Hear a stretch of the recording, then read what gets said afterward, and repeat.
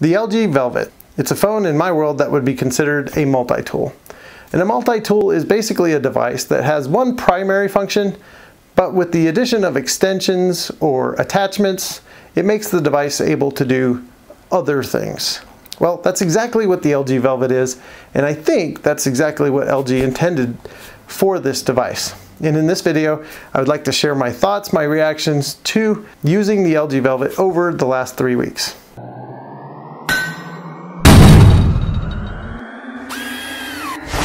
Alright, so where do we start? Well, I like to start at the place where we interact with the device the most, the screen.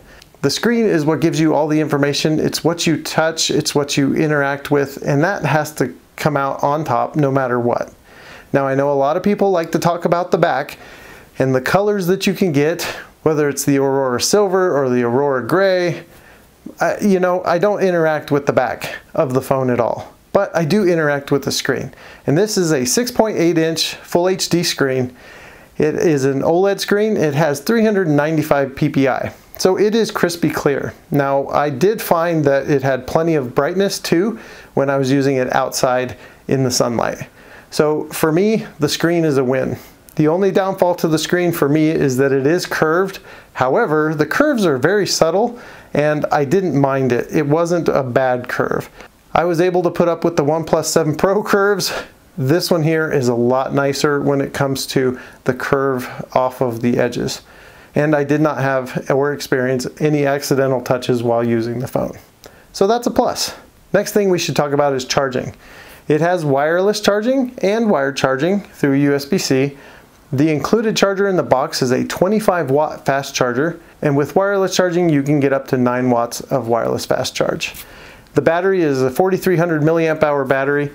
My screen on time, depending on whether I was using the case or not, would range anywhere from 4.5 hours to 7.5 hours, depending on how I was using it. The 4.5 hours day was when I turned the brightness all the way up, left it all the way up, and was watching videos and streaming stuff all day long. So I was trying to kill the device as fast as I could, and 4.5 hours got me there. On the 7.5 hour day, I put the screen on auto brightness, which it was plenty bright most of the day, and I still was watching videos and doing other stuff, but it was a normal use day, and so it got me 7.5 hours of screen on time. I unplug my phone at 5 o'clock in the morning, and it doesn't go back on the charger till almost 11 o'clock at night, so however long that span is, plus the usage in between, the battery is fine. It definitely lasts plenty. So next, some of the other features the phone has is expandable memory. Now, it comes with 128 gigabytes of onboard memory, which pretty much I think should be the base standard for phones nowadays, especially if it has expandable. Now, you can expand this up to 2 terabytes, and if you do, you're a brave soul, because a 2 terabyte SD card, that would be crazy. I know they have 1 terabyte for sure, but I wouldn't even trust all my data on a 1 terabyte. But that's just me. Yes, you can put expandable memory in this as a micro SD, and I think it makes it a very big plus for those of you who like music, photos, video. It's a big plus so that you don't use up the memory on your phone. And if you set it up right, whenever you switch phones, you can just transfer the memory card to your new phone and everything is still there. This phone also has a headphone jack.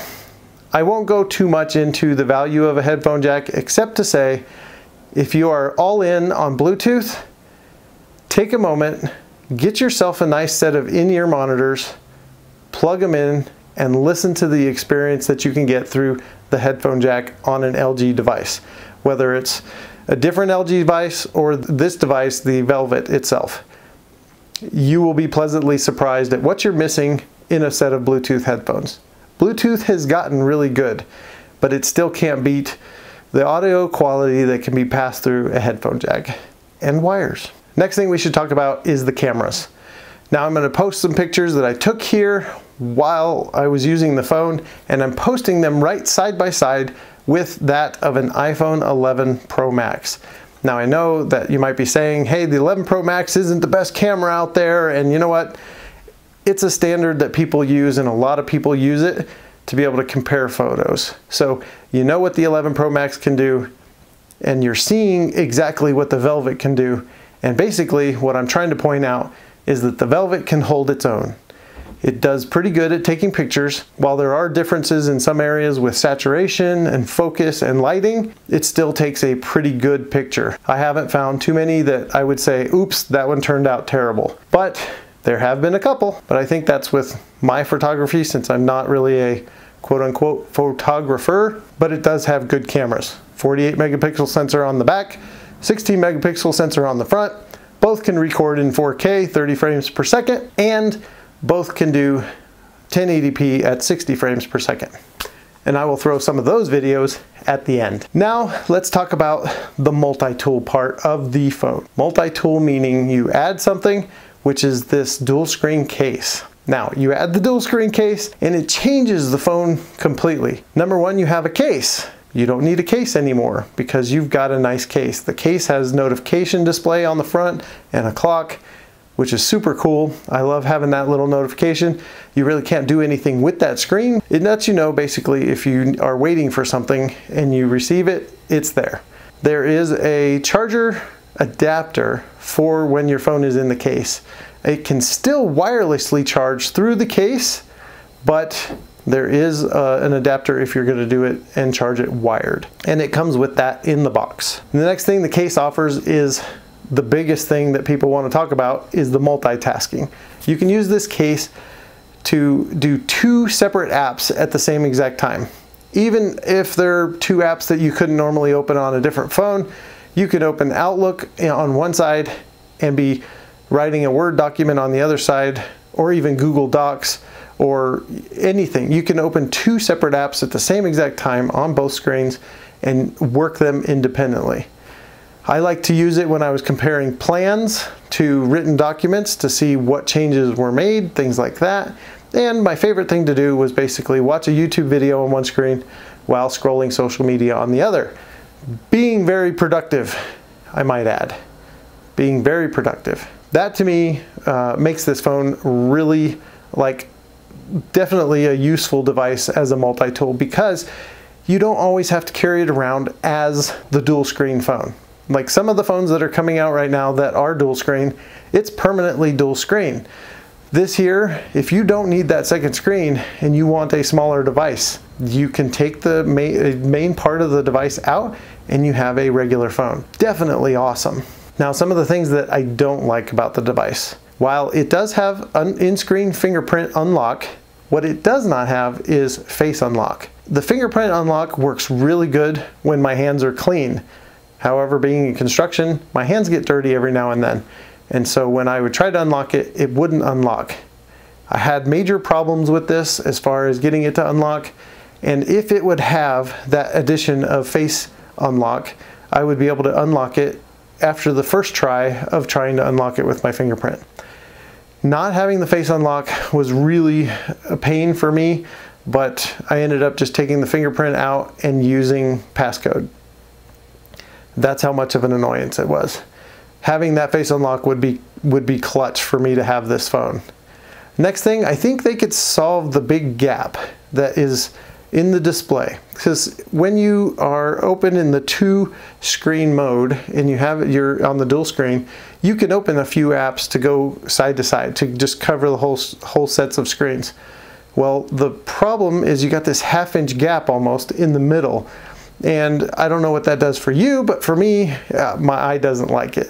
So what I would offer as a suggestion is you would have to get rid of the curved screens on the main device, flatten it up, and then engineer the hinge so that when it opens, the main device comes behind the other screen just a little bit and lines up the edges so that it's practically lined up with hardly any gap at all. And I think you could minimize that gap down to maybe 1/8 of an inch or less, even if you did it like that.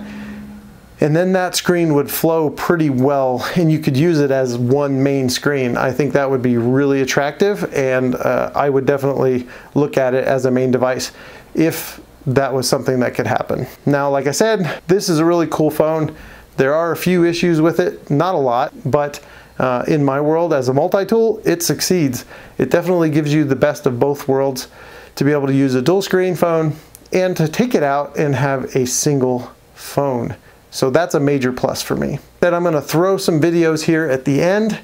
That's what I got on the LG Velvet. I hope you enjoyed the video. If you haven't yet already, please consider subscribing. Let me know in the comments if there's anything that I forgot.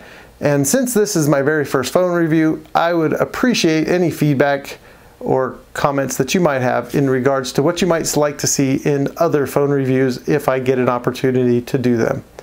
Once again, thanks to LG and AT&T for sending the phone out for review.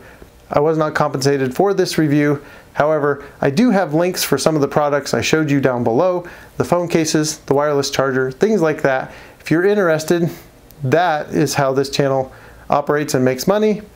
So if you're interested, click on those links and go take care of that. So now enjoy some of the video. All right, so this is the video test for the front-facing camera of 4K video. And this time we're doing it in horizontal mode. Taking a little walk across the bridge so you can hear some of the ambient noise and how much it picks it up. Also with my voice.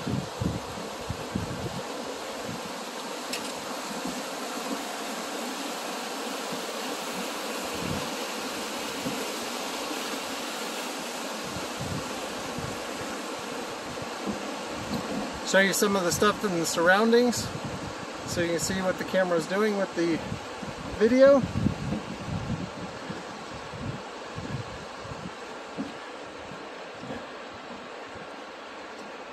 And now this again is just with the microphone that is built into the camera.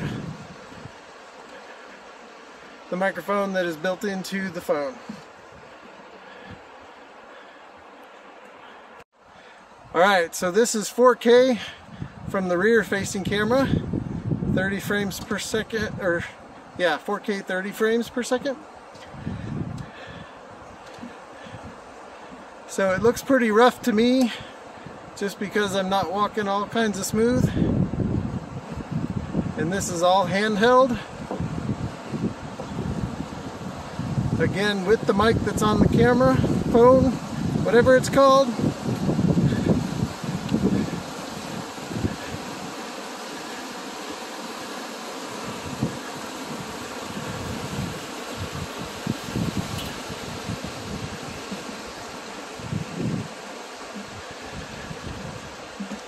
And we'll turn around and we'll walk back the other way using 1080p 60 frames a second. Okay, so here we are at 60 frames a second, full HD, which is 1080p, panning left to right, and I'm gonna walk across the bridge.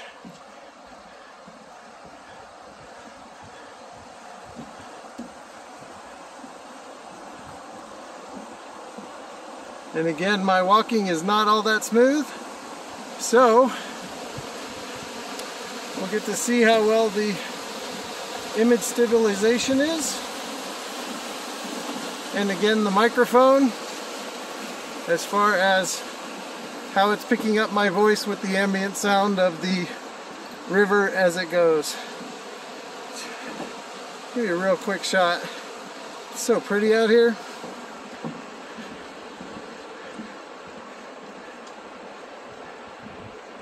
And again, this is 60 frames per second, 1080p, recording out of the rear camera.